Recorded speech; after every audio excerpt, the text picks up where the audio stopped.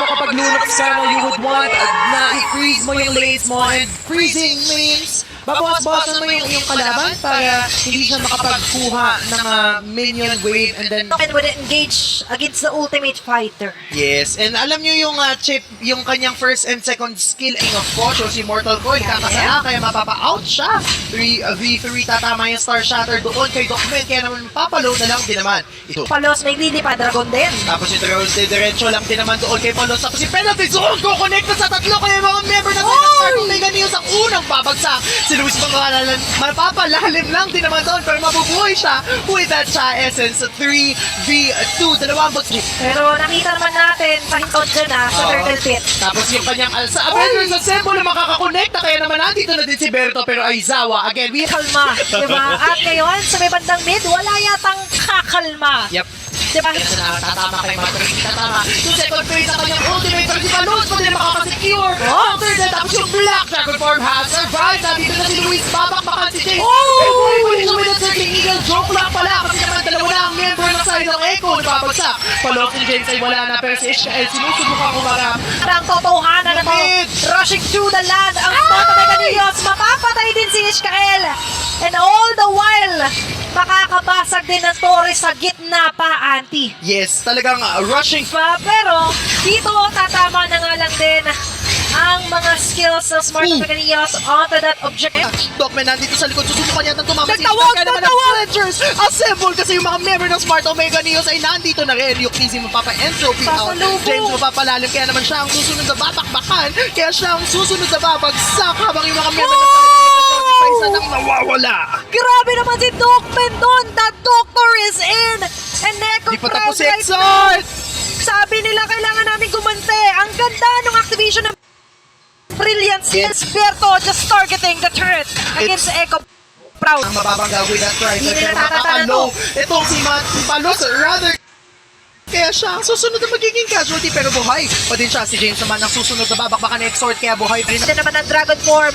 Ang ganda ng pagsazona dito ni Luis. Tapos mahuli yata nila si Ishkael, pero ang ganda din ang pagkakasana ng penalty zone, kaya naman si Luis ang unang babagsak. Susunod pa doon si Matt kasi yung damage output coming from Aizawa. Habol ba? As well as yung TZ ay enough na si Berto ang susunod nilang magiging target. Mortal Coil kakasana, susubukan nilang abulin itong Wolf na to, pero hindi na yata nila susubukan pa na palalimin. Si Exort makaka-flicker out pa rin naman. Makaka-flicker out lang din naman. Tapos si Matt with that Sir Matt? drive ay susubukan yata niyang tumaan dito yung mga member ng side ng Echo Proud. Si James Ayan na naman si mapapa-flicker James! out. Roger doon.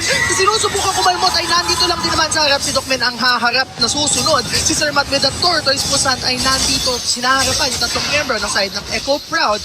Pero wala nang susunod na casualty. Kasi itong Lord, may Docman pa nalilikod dito. Medyo delikado ang buhay doon ni Yukizi na entropy. Nandito na nga yung entropy. Tapos yung mga member ng side ng OMG ay nandito sa harap. Kaya naman si Luis ang unang babagsak. Yung TZ ay nandito sa likod. Sino-target ang mga member ng side ng barangay. Pero si Docman ang magiging low. Kasi nag-Avengers Assemble siya. Pero madedecimate siya. Coming up from Palos. Kaya ang susunod ng babakbakan na yung portal. Sir Matt is low. Berto is almost there.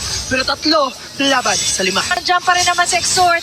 Ang isang lunok sa kakatakot. Kaya na itong mag-out maneuver. Pero nandiyan yung nilatag yung carpet. Tapos Sir Matt, mapapa-order Sir Matt? brilliant si Sir Matt nandoon. Susubukan yatang mag-drive by. Pero yung Lord ay mapupunta. Peak of places sa pagkakataon na ito. Grabe yung pagkakabantay lang din naman doon nitong si Ishkael against Docman. Pero yung mga member ng side ng OMG ang siyang babakbak sa side ng Echo. Yung TZ ang unang babagsak. Kaya naman yung mga member nila ay very free pa na makipaglaban. Bertina habol yung tatlo. Tapos siya naman yata ang susunod na makikipaglaban sa mga member ng side ng Orca. Naku! Nandito na yung Lobo. Susubukan yata ng bawasan. Pero yung Circling Eagle ikakasa. Pero ikakancel na lang din naman.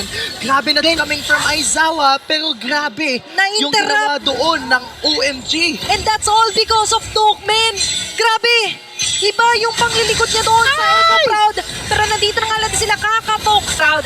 Nandiyan na nga lang din na si Source. Pero Adianara, I believe na ngayon medyo kailangan po na nilang kumalma talaga, literal na Luis. Docman nasa Pero si likod. Docman, ayan na naman! Mag-Avengers Assemble siya. Tapos yung Black Dragon Form has arrived. Petrify kakatama sa dalawa. Pero penalty zone lang din naman si Yukizi ang unang babagsak. Yung mga member ng side ng mga Olga, isa-isa nang nawawala. Tapos si Aizawa ay buhay pa din. Ishkael na din ang susunod na magiging casualty. Kaya naman 3 knowledge in favor of the barangay. Nagkaso ang mga members sa Smart Mega News na by the way ngayon kakatok sa may bandang mid lane. Astral Echo, kukonect na sa tatlo pero Patay mapapatay. ng Clash, Dianara! Avengers assembled pero si X-Sword ang magiging low kaya naman mapapag-grow siya as a player pero yung mga member na side na Echo Proud ay nandun pa din. Madedecimate out siya tapos si Docmen and the rest of the barangay ay low. Si Luis naman yata ang susunod na magiging target pero yung mga member ng side ng Echo ay hindi na din naman pinipilit kasi mapapaback away sila kasi Kailangan yung nila minion umuwi. wave retribution has been casted by Palos. Kaya si Sol tatama sa dalawa. Si Luis na lang ang laban sa Andiyan na rin Kaya yung naman siya TD. ang unang babagsak, dalawa